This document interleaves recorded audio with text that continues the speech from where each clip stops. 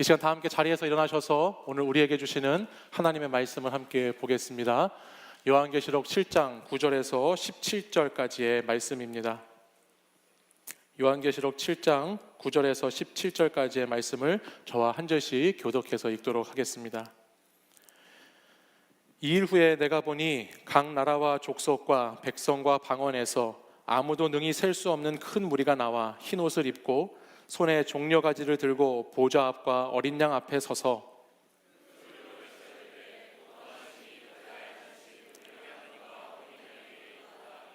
모든 천사가 보좌와 장로들과 내 생물의 주위에 서 있다가 보좌 앞에 엎드려 얼굴을 대고 하나님께 경배하여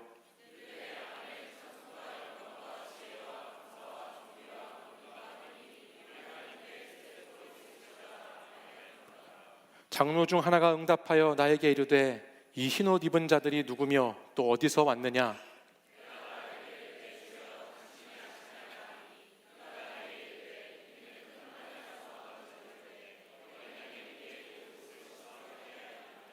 그러므로 그들이 하나님의 보좌 앞에 있고 또 그의 성전에서 밤낮 하나님을 섬김에 보좌에 앉으신 이가 그들 위에 장막을 치시리니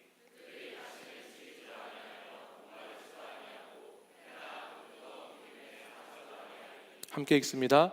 이는 보좌 가운데에 계신 어린 양이 그들의 목자가 되사 생명수 샘으로 인도하시고 하나님께서 그들의 눈에서 모든 눈물을 씻어 주실 것임이라. 아멘. 이 말씀은 살아계신 하나님의 말씀입니다. 아멘. 요한계시록의 말씀은 예수님이 오시는 것을 기다리는 이 성탄절 기간에 우리에게 참 좋은 말씀으로 다가옵니다. 왜냐하면 이 계시록의 말씀을 통해서 우리는 예수님께서 이 땅에 오신 분명한 그 이유와 예수님께서 오셔서 어떻게 그 목적을 성취해 가시는지를 계시록의 말씀을 통해서 알아갈 수 있기 때문입니다.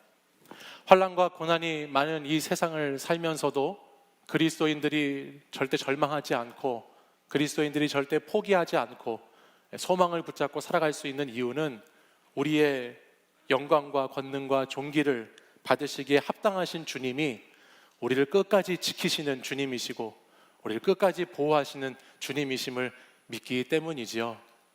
우리는 오늘 그 주님의 보좌 앞에 저와 여러분이 함께 나와 있는 것입니다. 지난주에 말씀에 보좌 앞에 있는 하나님의 백성들의 모습들을 우리가 함께 살펴보았는데요. 우리가 그래서 지난주 이 보좌 앞에서 결단의 찬양으로 이런 찬양을 했지요. 오 하나님 그 빛난 얼굴 배우며 두 손 들고 나아가리 찬송과 존귀와 영광과 능력을 그 하늘 보좌 위에 주님께 같이 한번 해볼까요? 오 하나님 그 빛난 얼굴 배우며 두 손 들고 찬양하리 찬송과 존귀와 영광과 능력을 그 하늘 보좌 위에 주님께 우리 하나님께 영광의 박수 하겠습니다. 네. 우리가 보좌 앞에 나와서 예배하는 것이 이런 것이다 라고 말씀을 나누고 함께 찬양했지요. 계시록은 이 시대를 살아가는 성도들에게 예배를 보여준다라고 했습니다. 하나님을 예배하는 것은 보좌 앞에 엎드리는 것이고 나의 관을 내려놓는 것이다 라고 말씀을 나누었어요. 우리는 이 예배를 통해서 황제가 주유라고 하는 그 가치를 거부하고 그리스도인의 정체성을 확인합니다. 맞습니까? 맞은가요? 네. 우리는 이 예배를 통해서 전능하신 하나님, 지금도 계시고 전에도 계셨고 앞으로도 계실 하나님을 만나고 찬양합니다. 맞습니까? 우리는 이 예배를 통해서 힘을 얻고 능력을 얻고 이 예배가 우리를 변화시키고 이 예배가 우리를 새롭게 하신다는 권능이 있음을 믿습니다. 맞습니까? 오늘 저와 여러분이 드리는 예배는 그런 예배입니다.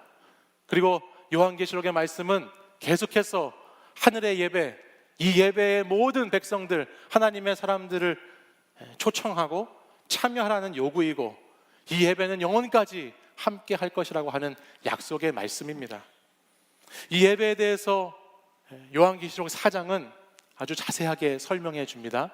그리고 나서 요한계시록 5장에 넘어가면 이제 일곱 인이라고 하시는 그 일곱 봉인된 것들을 떼는 예수 그리스도에 대한 말씀으로 그 본문이 넘어가게 되지요. 일곱 인은 보좌에 앉으신 이의 오른손에 있는 두루마리를 임봉한 것인데요, 이렇게 생겼습니다. 일곱 인, 저렇게 빨간색 인봉이 된 도장이 이렇게 딱 찍혀 있는 것을 보게 됩니다. 인봉은 말 그대로 도장 인자에 봉할, 봉자를 써서 도장으로 찍어서 봉한다, 묶어놓는다라는 뜻을 가지고 있어요.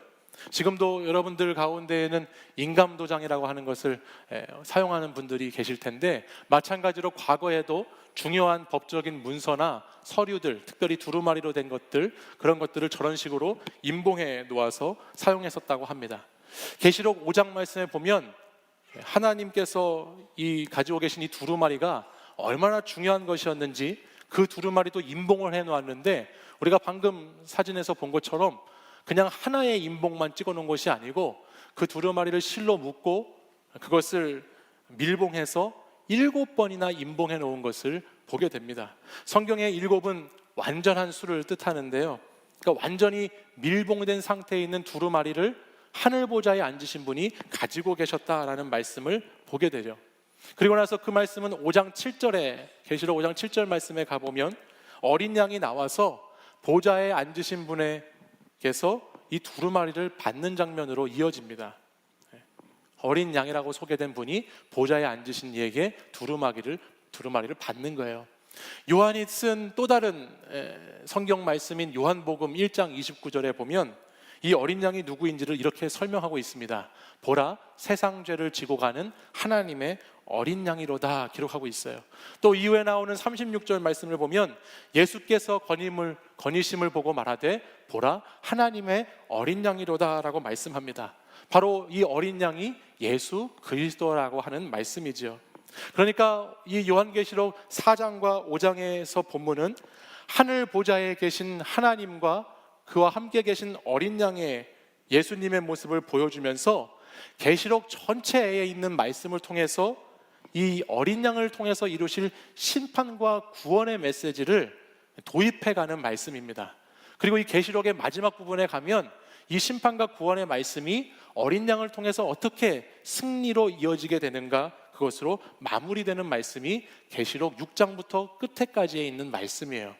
그러니까 4장과 5장에 있는 말씀이 그 시작 부분이니까 그것 때문에 참 중요하고, 그 부분을 넘어가다 보면 계속해서 여러분들이 이제 심판에 대한 말씀을 계속 접하게 될 텐데, 그 심판의 말씀을 접하는 가운데도 끝에 가보면 이 보좌에 앉아 계신 분에게 두루마리를 취했던 그 어린 양의 그 능력이 어떻게 승리로 나타나는지를 계시록 전체는 이렇게 감싸는 구조로 준비되고 있다는 것을 알게 되죠.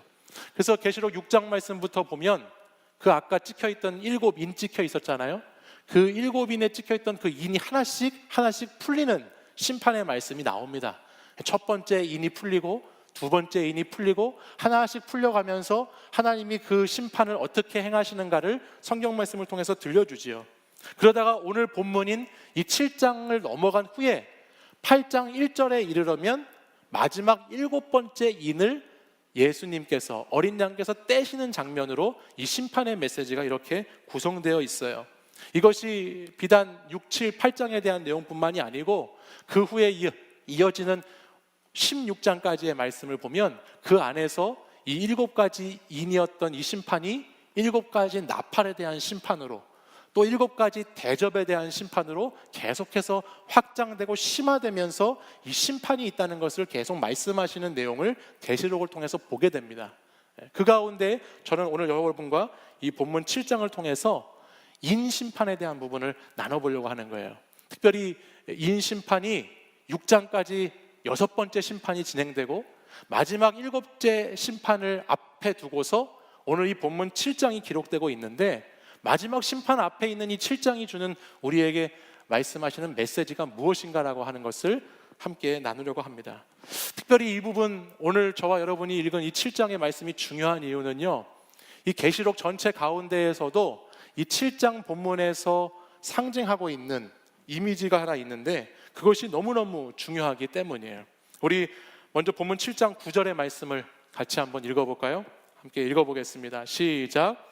이 일 후에 내가 보니 각 나라와 족속과 백성과 방언에서 아무도 능히 셀 수 없는 큰 무리가 나와 흰 옷을 입고 손에 종려가지를 들고 보좌 앞과 어린 양 앞에 서서. 아멘.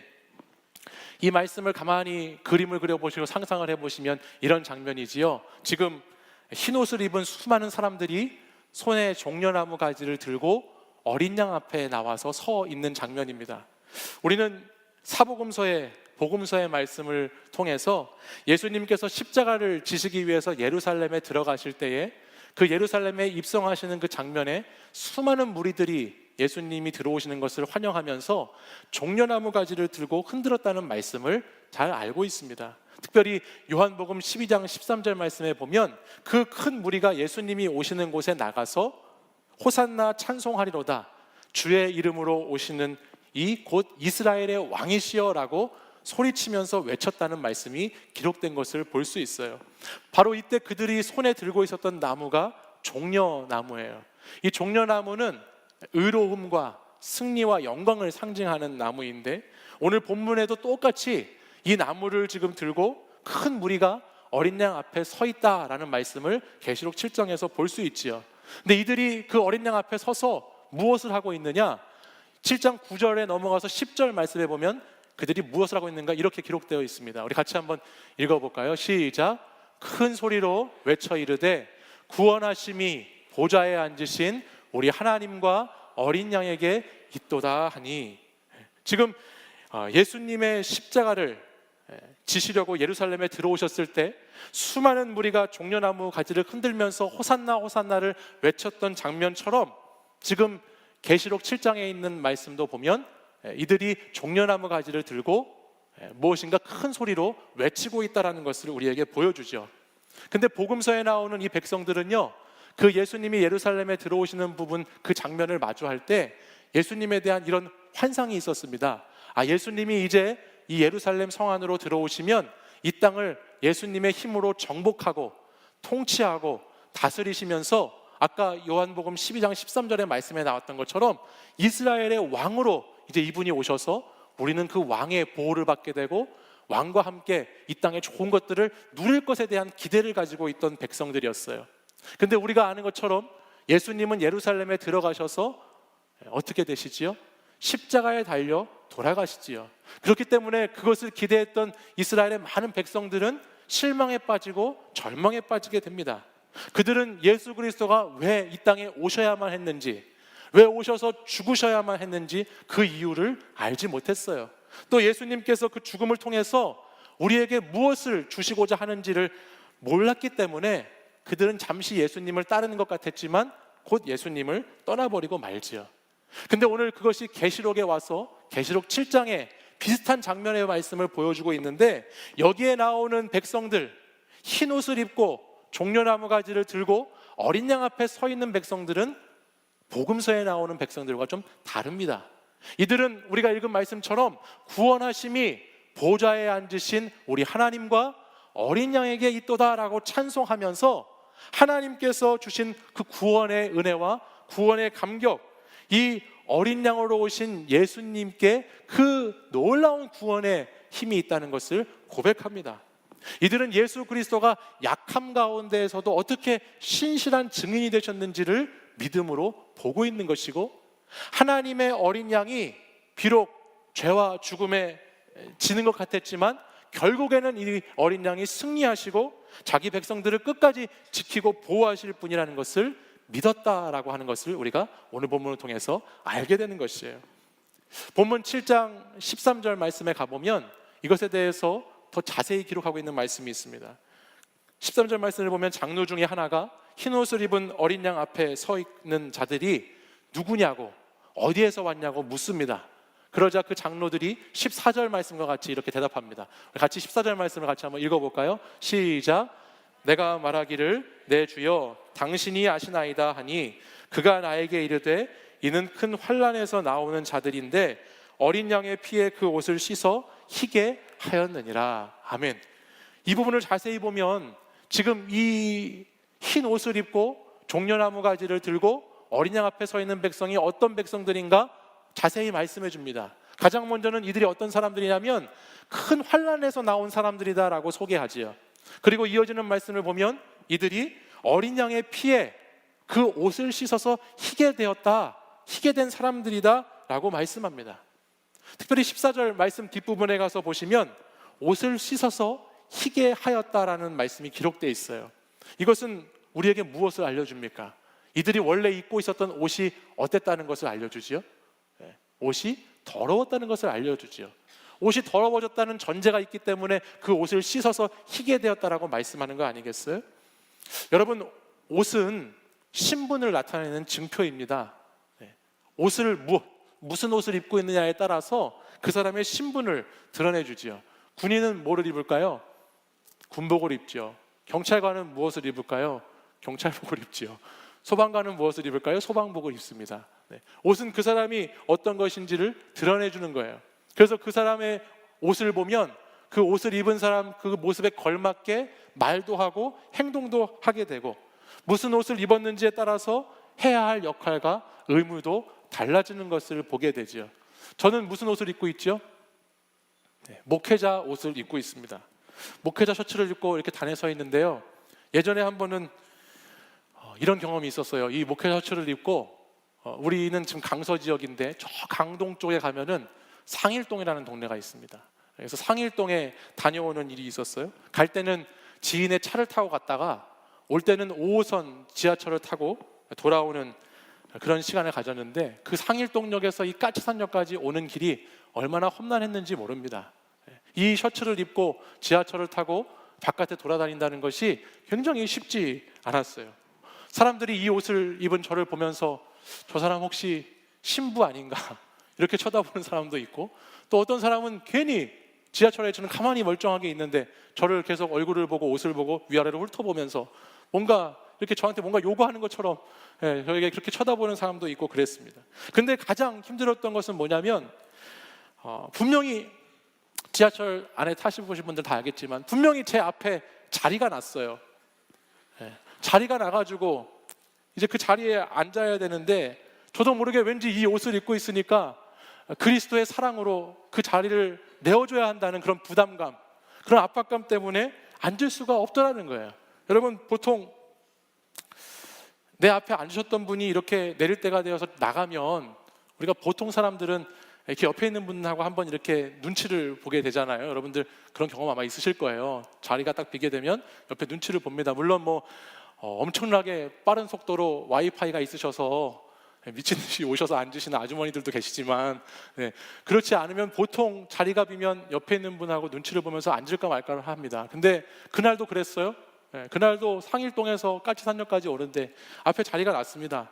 옆에 있는 분하고 이렇게 눈치를 보면서 앉아야 될까 말까 하는데 그분이 제 눈을 보고 나더니 그 다음에 여기 있는 이 십자가를 보는 거죠.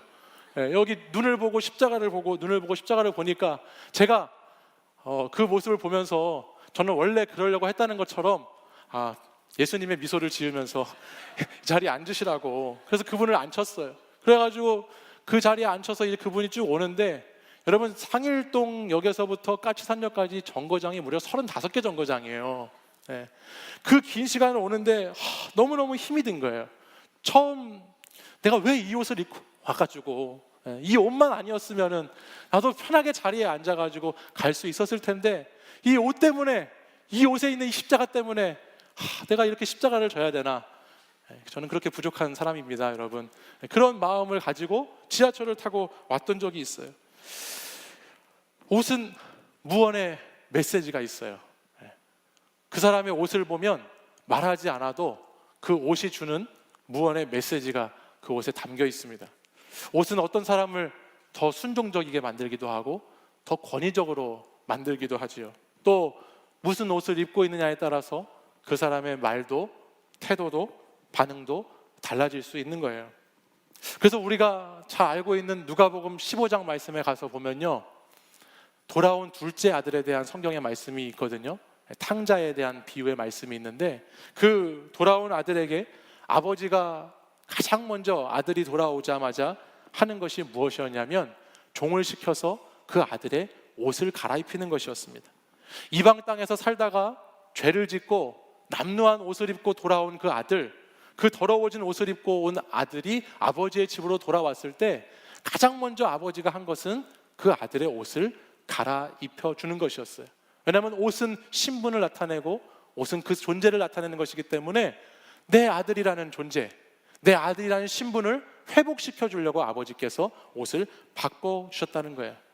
여러분, 인간은 태어나면서부터 스스로 옷을 입고 태어나는 사람이 있습니까? 인간은 다 알몸으로 태어납니다. 내가 알몸으로 태어난 것을 부끄럽다라고 해서 태어나자마자 엄마 아빠한테 옷을 달라고 해서 옷을 입는 아기는 한 사람도 없습니다. 인간은 누군가가 옷을 태어났을 때 주지 않고 입혀주지 않으면 처음에 그 어떤 사람도 자기 스스로 옷을 입을 수 없어요. 마찬가지로 인간에게 더러워진 옷, 우리에게 있는 더러운 죄악들은 인간의 어떤 행위로도 어떤 노력으로도 하나님 앞에서 더러워진 죄의 문제를 스스로 해결할 수 없습니다. 하나님께서 옷을 갈아입혀 주시거나 옷을 씻어 새로운 옷으로 희게 해주시지 않으면 우리는 더러워진 의복을 전혀 바꿀 수 없는 존재라는 것입니다. 성경 말씀에 보면 최초의 옷이 나옵니다. 그 옷이 무슨 옷인 줄 아세요? 아담과 하와가 입었던 나뭇잎 옷입니다. 아담과 하와가 타락한 후에 하나님을 두려워하면서 그들은 나뭇잎의 옷을 지어 입었습니다. 그러자 하나님은 그들이 입고 있던 나뭇잎 옷을 제하여 버리시고 그들에게 가죽으로 만든 옷을 새롭게 입혀주시지요. 하나님이 가죽 옷을 지어서 입히시는 이유는 가죽이 더 질기고 튼튼하고 좋기 때문이 아니고, 가죽은 생명이 죽어야 만들 수 있고 생명이 희생되어야 만들 수 있는 옷이라는 것을 그 아담과 하와에게 말씀하시기 위함이었어요.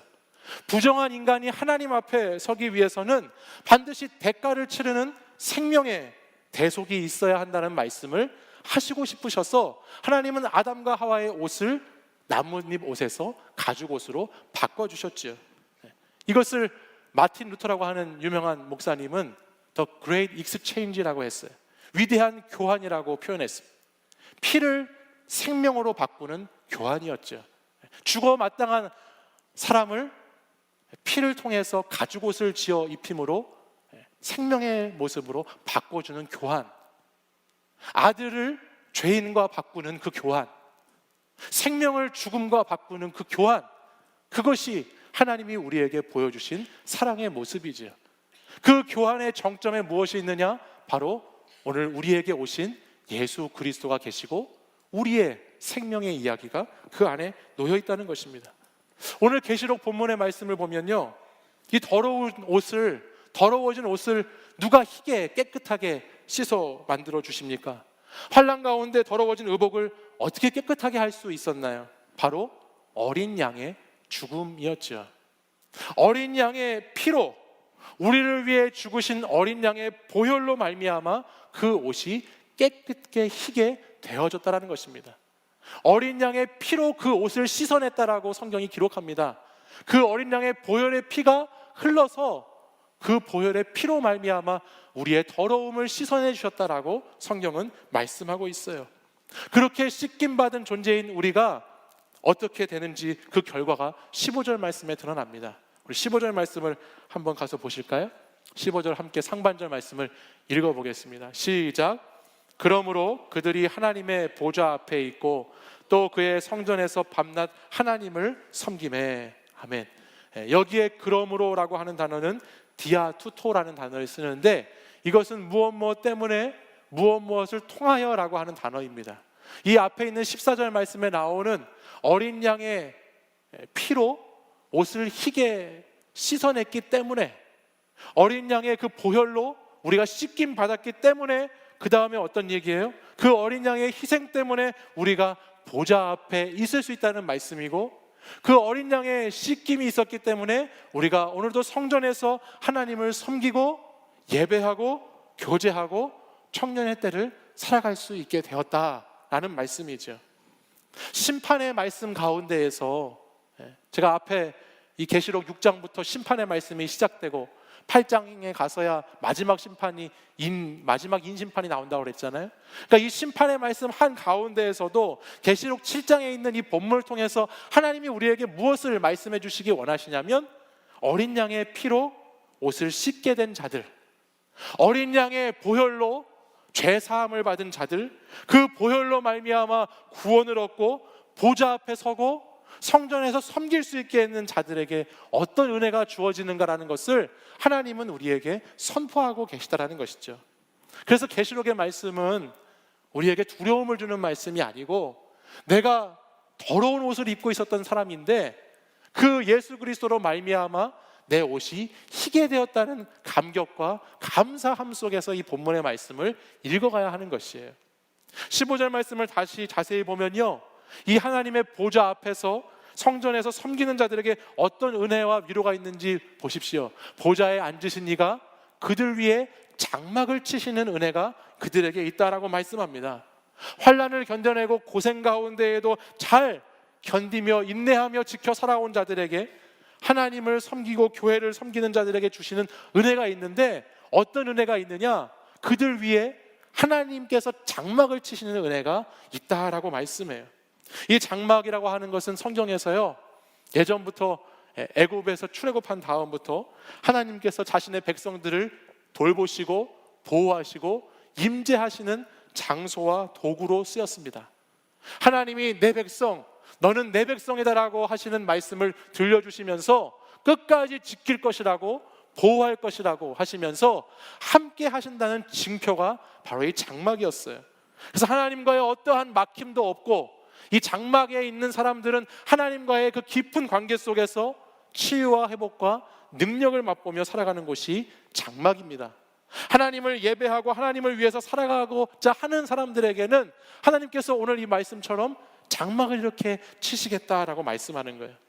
그리고 이어지는 16절, 17절의 말씀을 보면 하나님의 이 장막이 이렇게 쳐진 자들은 줄이지 아니하고 목마르지도 아니하고 해가 상치도 못하게 하는, 상함도 없는 그런 삶을 살게 하신다라고 약속하시죠. 그리고 17절에 가서 보면 그 어린 양이 우리의 목자가 되어 주셔서 우리를 생명의 샘물로 인도해 주시고, 우리에게 있는 모든 상한 마음과 상처받은 영혼의 눈물을 그 어린 양이 닦아 주실 것이다라는 말씀으로 오늘 본문의 말씀이 이어집니다. 어린 양의 피로 흰 옷을 입고 선 자들에게 주어지는 하나님의 놀라운 위로와 소망의 말씀이 오늘의 말씀이라는 거예요. 사랑하는 여러분, 우리 청년 공동체는 오늘 마지막으로 지난 2년 동안에 함께 했던 마을과 목장을 마무리하고 이제 새로운 마을과 목장에 다음 주부터 지낼 생활을 준비하고 있습니다. 저는 지난 2년 동안 여러분과 함께 하면서 참 감사한 것도 많았고 참 행복한 일도 많이 있었습니다.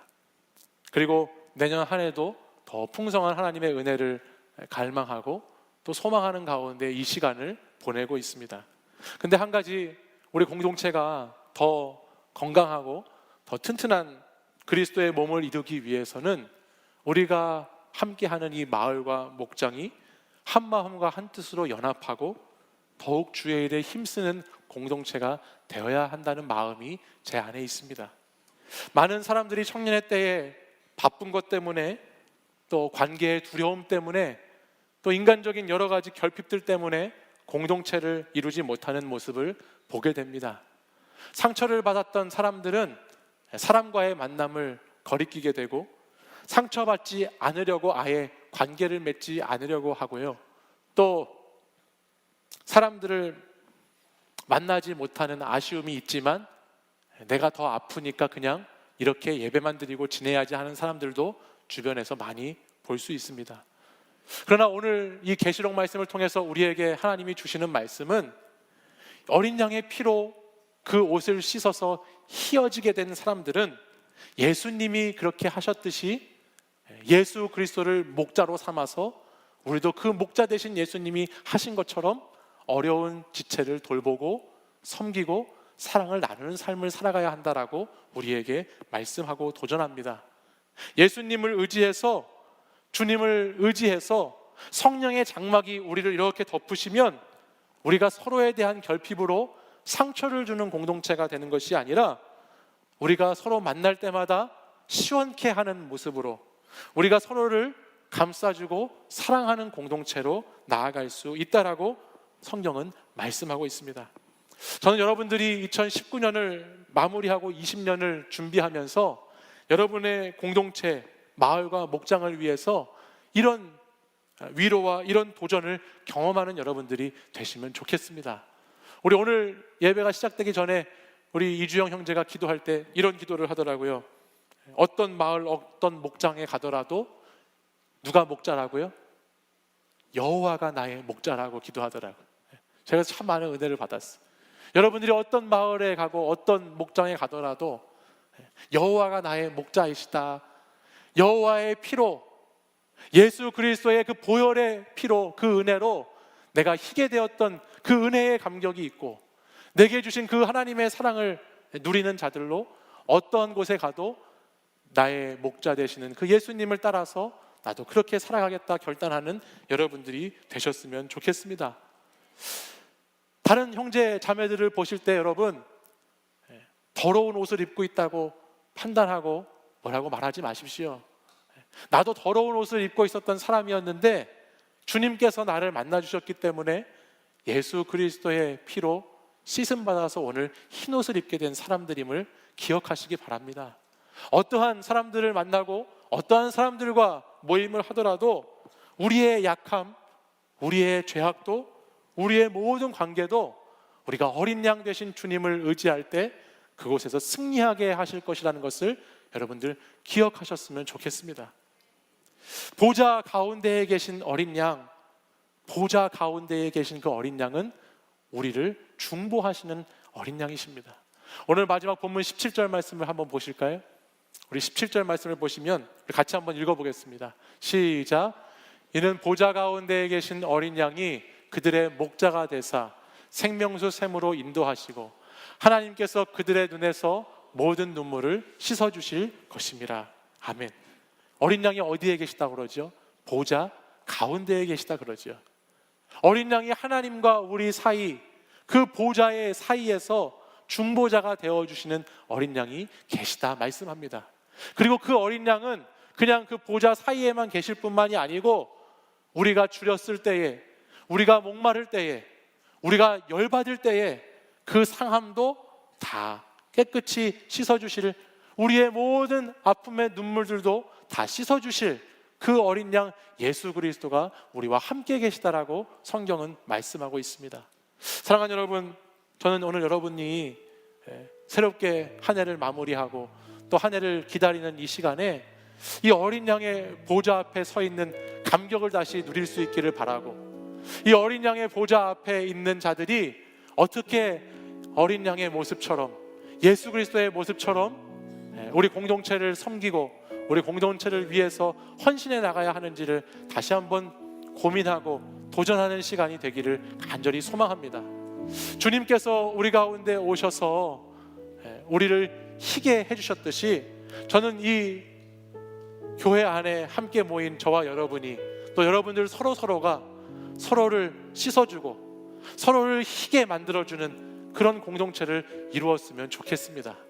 그것은 다른 것이 아니고 상대방이, 형제자매가 눈물 흘릴 때에 그 눈물을 씻어주는 것이고, 그들이 목마르고 줄일 때에 마실 물을 전해주는 것이고, 그들이 상했을 때에 그 영혼을 잘 돌보아 주는 것입니다.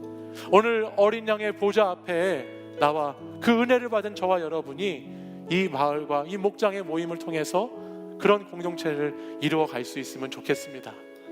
나도 더러운 옷을 입고 있었지만 나도 주님의 은혜로, 주의 그 피로 씻음 받아서 흰 옷을 입게 되었다는 그 은혜 가운데에 오늘 저와 여러분이 살아가는 더 스토리 치유하는 청년 공동체가 되기를 간절히 소망합니다.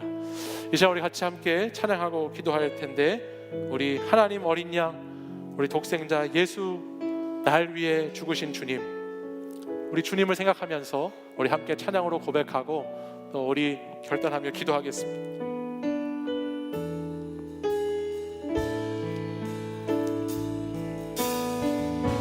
하나님 어린 양, 하나님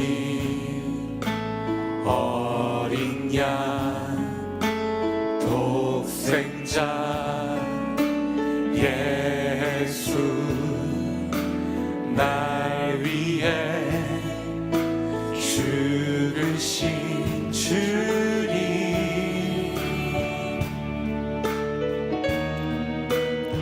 줄리신 그 보혈이 나의 죄를 정결케 하네. 내 영을 고치시네. 송축하리라. 화목케 하신 주, 나의 모든 죄 깨끗게 하셨네.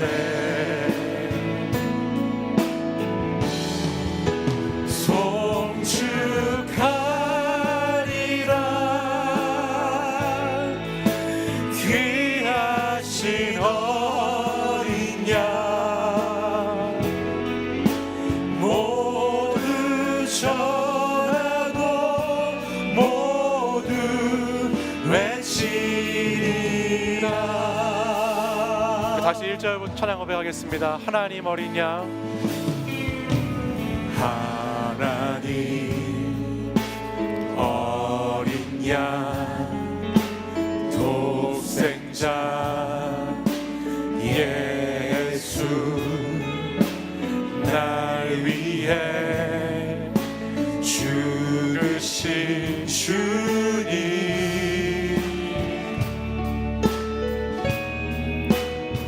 줄리신 그 보혈이 나의 죄를 정결케 하네.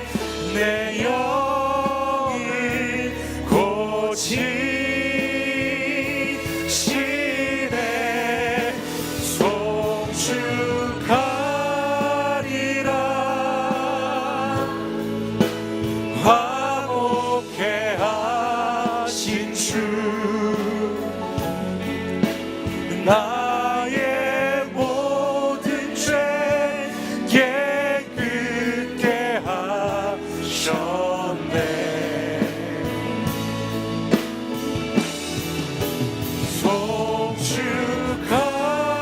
송축하리라. 귀하신 어린 양, 모두 절하고 모두 외치리라. 송축하리라. 송축하리라. 화목케 하신 주, 화목케 하신 주, 나의 모든 죄 깨끗게 하셨네. 송축하리라.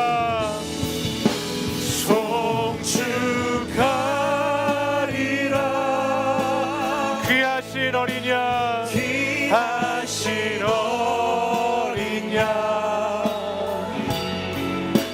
모두 절하고 모두 외치. 우리 두 손 높이 들고 다시 한번 고백하겠습니다. 송축하리라. 송축하리라. 화목케 하신 주님, 화목케 하신 주, 나의 모든 죄,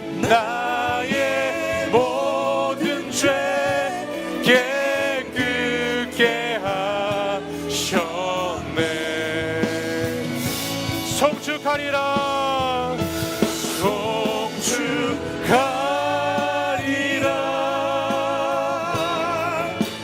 귀하신 어린 양 모두 절하고 모두 외치리라. 우리 이 시간 함께 같이 기도하기 원합니다. 우리 이 시간 기도하실 때에 이 시간 나를 위해서 피를 흘려 죽으신 그 예수 그리스도의 보혈을 의지하는 사랑하는 청년들이 되기를 간구하며 기도하겠습니다. 우리 공동체를 위해서 생각할 때에 우리 공동체가 건강하지 못하고 공동체가 아프고 힘든 이유는 내가 예수 그리스도의 보혈로 그리스도의 피로 나의 더러운 옷이 휘어지게 되었다는 감격을 잃어버려서 그 은혜를 기억하지 못해서 내가 다른 사람도 그렇게 바라보고 다른 사람도 그렇게 정죄하고 판단하는 것이 우리의 모습이 아닌가라는 생각을 해보게 됩니다. 오늘 주님이 흘리신 그 보혈이 우리를 정결케 했다는 믿음을 가지고 그 고백을 가지고 우리의 영이 주님 앞에 치유받고 회복되는 그 영의 소생된 그 하나님에 대한 믿음을 가지고 우리가 공동체를 더 든든히 세워갈 수 있는 저와 여러분이 되기를 간절히 소망합니다. 이 땅에 하나님의 공동체, 하나님의 교회를 이루어야 하는데 우리가 하나님 먼저 어린 양의 구속으로 어린 양의 보혈로 구원받은 은혜가 충만해야 우리는 공동체를 바르게 이루어갈 수 있음을 고백합니다.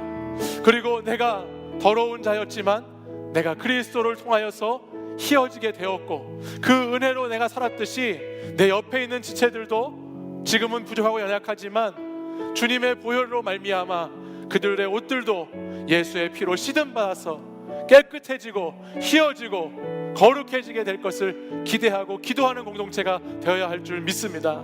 우리가 나아갈 때에 주님 이제 지난 시간 동안에 마을과 목장을 이렇게 마무리하고 또 아쉬움 가운데 있고 또 섭섭한 가운데 있는 지체들도 있지만 주님 새롭게 시작될 마을과 목장을 위해서 기도하면서 주님 우리 마을과 우리의 목장이 그리스도의 보혈로 하나 되는 목장이 되게 해달라고 여러분 기도해 주시기를 바랍니다. 우리의 마을과 목장이 성령의 두루마리로 성령이 장막을 우리 가운데 치셔서 우리가 줄이고 목마를 때에 마실 수 있는 샘물을 주고 우리가 상한 눈물을 흘릴 때에 그 눈물을 씻어주고 우리가 서로를 돌봐줄 수 있는 그런 진실된 사랑의 공동체가 될 수 있도록 같이 한번 합심해서 기도해 주시기를 부탁드립니다. 이 시간 우리 기도할 때에 우리 개인을 위해서 우리 공동체를 위해서 우리 주여 3번 부르짖고 간절히 한 마음으로 기도하겠습니다. 주여 주여 주여. 아버지 하나님, 주님 사랑하시는 우리 청년들, 아버지께서 우리 청년들을 사랑하셔서 주님 그리스도의 보혈의 은혜로 어린 양의 피로 우리의 더러워진 옷을 깨끗이 씻어주시고 우리가 그 그리스도의 은혜 가운데 아버지 앞에 보좌 앞으로 나와 하나님을 섬길 수 있는 은혜를 주신 것 감사를 드립니다. 아버지 이제 우리에게 주신 그 하나님 보좌 앞에 있을 수 있는 예배할 수 있는 그 은혜가 우리 공동체를 향하여 흘러갈 수 있기를 이 시간 기도하고 간구합니다. 예배를 통해서 받은 하나님의 은혜가 아버지 하나님께서 사랑하시는 영혼들에게 전해지고 흘러갈 수 있도록 하나님 인도해 주시기를 원합니다. 아버지 하나님, 나 역시 하나님께서 더러워진 가운데에서 부르셨듯이 나 역시 하나님께서 부족하고 연약한 가운데서 부르셨듯이 우리 공동체의 모든 지체들도 하나님 아버지 그렇게 부르시고 그렇게 다시 인도하셔서 아버지 하나님 주님 원하시는 공동체, 주님 원하시는 이야기와 말씀이 기도가 살아있는 공동체로 나아갈 수 있도록 주님 인도해 주시기를 간절히 간구합니다. 주님 우리 사랑하는 청년들 주님 아버지 앞에 다시 겸손히 설 수 있도록 인도하여 주시옵소서. 우리 사랑하는 청년들 아버지 하늘 보좌 앞에 다시 한번 엎드릴 수 있도록 인도해 주시옵소서. 어린 양의 보좌 앞에 나와 하나님을 예배하고 섬길 수 있는 것이 그리스도의 보혈의 은혜임을 다시 한번 기억하게 하시고, 그 보혈의 은혜는 나에게만 있는 것이 아니라 우리 공동체 안에도 흘러가야 하고, 우리 공동체를 아버지 세워야 함을 기억하고, 우리 공동체가 그런 하나님 마을과 목장을 이룰 수 있도록 하나님께서 붙들어주시고 인도하여 주시옵소서.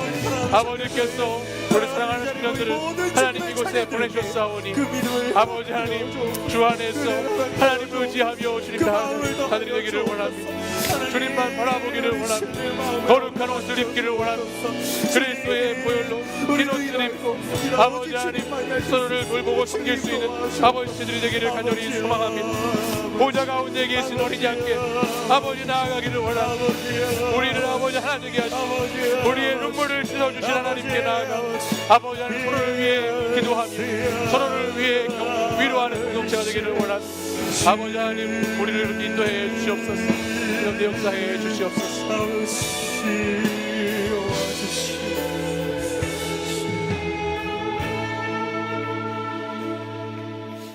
이 시간 우리 한 번 더 기도할 때에 우리 같이 한번 여러분 기도해 주시기를 부탁드립니다. 이제 예배가 끝나고 나면 이제 여러분들이 새롭게 만나게 될 마을과 목장이 있습니다. 또 그리고 아직 이 마을과 목장에 소속되어 있지 않은 우리 청년 지체들도 있습니다. 이 시간 하나님 저에게 다시 어린 양의 보혈의 감격을 회복시켜 주셔서 사람을 두려워하지 않고 내가 있는 곳에서 하나님 다시 하나님의 몸된 교회 지체로서의 사명과 역할을 잘 감당해 갈 수 있는 사람이 되게 해달라고 같이 한 번 더 기도하기 원합니다. 어떠한 마을 어떠한 목장에 들어가더라도 주님 그곳에서 예수 그리스도를 목자로 삼아 주님이 주시는 물을 마시고 영원히 마르지 않는 샘물을 마시며 그곳에서 아파하는 지체를 위해서 눈물 흘리는 지체를 위해서 함께 기도하고 눈물을 닦아줄 수 있는 하나님의 사람으로 성숙하고 성장하게 해달라고 우리 다시 한번 이 기도의 제목을 가지고 우리 주여 세 번 부르짖고 간절히 한 번 더 기도하겠습니다. 주여 주여 주여. 살아계신 하나님 아버지께서 우리 공동체 가운데 하나님 마을과 목장으로 저희들을 부르시고 아버지 우리가 주의 보좌 앞에 나와서 예배할 뿐만 아니라 예배를 이루고 공동체를 이룰 수 있도록 하나님 인도해 주신 은혜에 감사를 드립니다. 아버지 하나님 주님께서 나에게 베풀어 주신 그 은혜를 다시 한번 기억하게 하시고 하나님께서 어떠한 자리 어떠한 상황에 있든지 간에 주님의 그 은혜를 기억하며 아버지께서 만나게 하시고 아버지께서 붙여주신 하나님의 사람들과 함께 아버지 하나님 그리스도를 목자로 삼아 아버지 하나님 하나님의 나라를 이뤄가기를 간절히 기도하고 소망합니다. 주님 우리 청년들 하나님께서 믿음을 더하여 주셔서 아버지 하나님 아픈 상처와 과거의 아버지 하나님 그것에 눌려있지 않게 하시고 다시 용기를 내고 다시 힘을 내어서 주님 하나님 몸된 주체로서의 사명 예수 그리스도의 몸을 이뤄가는 아버지 하나님 공동체의 주체됨의 아버지 사명을 다시 한번 붙들고 일어날 수 있도록 하나님께서 인도하여 주시기를 원합니다. 아버지 하나님 다시 하나님 이 안으로 들어올 수 있도록 그리스도 예수의 울타리 안으로 우리 교회의 모임 안으로 들어올 수 있도록 하나님 우리 주체들을 붙들어 주시옵소서. 아버지 우리 청년들의 마음을 움직여 주셔서 아버지 우리 청년들이 다시 하나님 주님 안에 들어와 하나님 참된 아버지 하나님 영혼 참된 하나님 청년의 때를 하나님 아버지 하나님 믿음의 주제주가 하나님 역사하여 주시옵소서. 주여 우리를 인도해 주여 역사해 주옵소서. 주여 교회를 들 수 있도록 아버지 역사해 주옵소서. 주여 붙들어 주시기를 원합니다. 인도해 주시기를 원합니다. 주여 소망 가운데 역사해 주옵소서. 주여 인도해 주옵소서. 주님 붙들어 주시옵소서. 주님 역사해 주옵소서.